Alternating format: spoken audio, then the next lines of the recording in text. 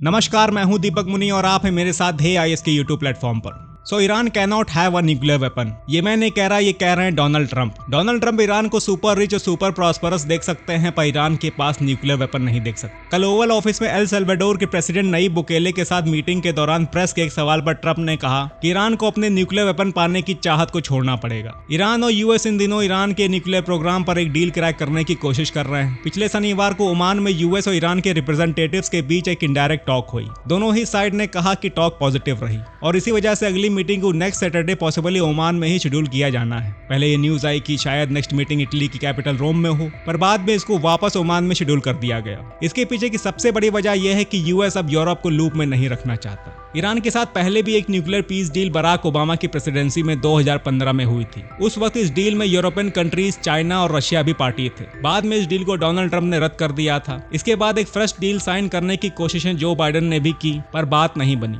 अब एक बार फिर कोशिश डोनाल्ड ट्रंप की तरफ से हो रही है कि जैसे तैसे ईरान को न्यूक्लियर वेपन बनाने से रोका जाए। इसलिए डील इस वक्त ट्रंप की प्रायोरिटी में सबसे ऊपर है। ट्रंप ने कल ओवल ऑफिस में यह भी कहा कि इनको शक है कि ईरान इस बातचीत को इंटेंशनली डिले कर रहा है ताकि मीनवाइल वो अपने न्यूक्लियर वेपन बनाने का काम पूरा कर सके। ट्रंप ने कहा कि ईरान बहुत क्लोज है न्यूक्लियर वेपन बनाने के लिए और अगली मीटिंग से पहले का ये एक हफ्ता उस काम के लिए काफी लंबा समय। ईरान पर मिलिट्री एक्शन के बारे में जब पूछा गया तो ट्रंप ने कहा कि हम संकोच नहीं करेंगे ईरान के न्यूक्लियर प्रोग्राम पर बॉम्बिंग करने के लिए। देखिए, ईरान न्यूक्लियर वेपन चाहता है, नो डाउट, पर चर्चा का विषय ये नहीं है ईरान का न्यूक्लियर वेपन बनने के क्लोज है या बन चुका है। चर्चा का विषय ये भी नहीं है। चर्चा का विषय है कि आखिर यूएस की मंशा क्या है, क्योंकि ट्रंप ने कहा है कि ईरान न्यूक्लियर वेपन बनाने के बहुत क्लोज है और सेकेंड मीटिंग से पहले अभी एक हफ्ता है। आपको सद्दाम हुसैन याद होंगे, इराक के प्रेसिडेंट। 2003 में यूएस लेड कोalition फोर्सेस ने इराक पर हमला कर दिया था और सद्दाम हुसैन का तख्ता पलट हो गया। यूएस ने अपने उस इन्वेजन को इस बात पर जस्टिफाई किया था कि सद्दाम हुसैन टेररिस्ट को सपोर्ट करता है और उसने अपने पास वेपन्स ऑफ मास डिस्ट्रक्शन छुपा कर रखे हुए हैं। कल जब मैं ट्रंप को सुन रहा था तो मुझे यूं ही इराक के सद्दाम हुसैन याद आ गए। सोचा आप लोगों से शेयर कर दूं। देखिए, वैसे तो जरूरी नहीं है कि ऐसा ही हो, पर मुझे डोनाल्ड ट्रंप के स्टेटमेंट्स में ईरान पर इन्वेड करने का एक एक्सक्यूज बनता दिख रहा है। सोचिए, क्या ऐसा नहीं हो सकता कि आने वाले 2-3 दिन में यूएस ईरान पर इन्वेड कर दे। और प्रेस रिलीज में ये स्टेटमेंट आया कि यूएस को पता चल गया था कि ईरान का न्यूक्लियर वेपन बस बनने ही वाला है, इसलिए यूएस के पास कोई ऑप्शन ही नहीं बचा था। Because as Trump told,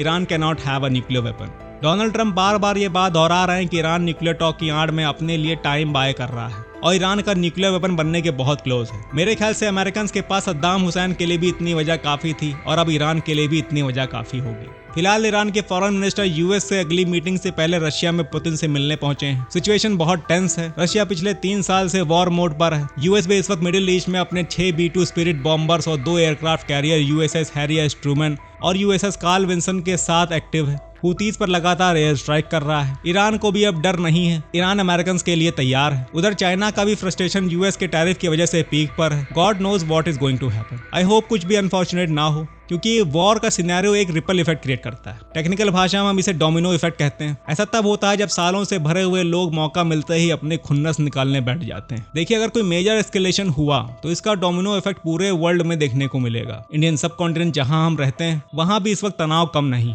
India Bangladesh, India China, India Pakistan, Pakistan Afghanistan, फिर आप इधर इंडो पैसिफिक रीजन में आइए तो यहाँ पर China, Taiwan, north Korea, south Korea, Philippines, सब भरे पड़े। इसलिए ना ही कोई वॉर हो, ना ही कोई एस्केलेशन हो, ना ही डोमिनो इफेक्ट हो और ना ही पूरी दुनिया एक साथ जलना शुरू हो जाए। सो आई होप आपको ये एनालिसिस पसंद आया होगा। मिलते हैं नेक्स्ट वीडियो में, तब तक के लिए जय हिंद।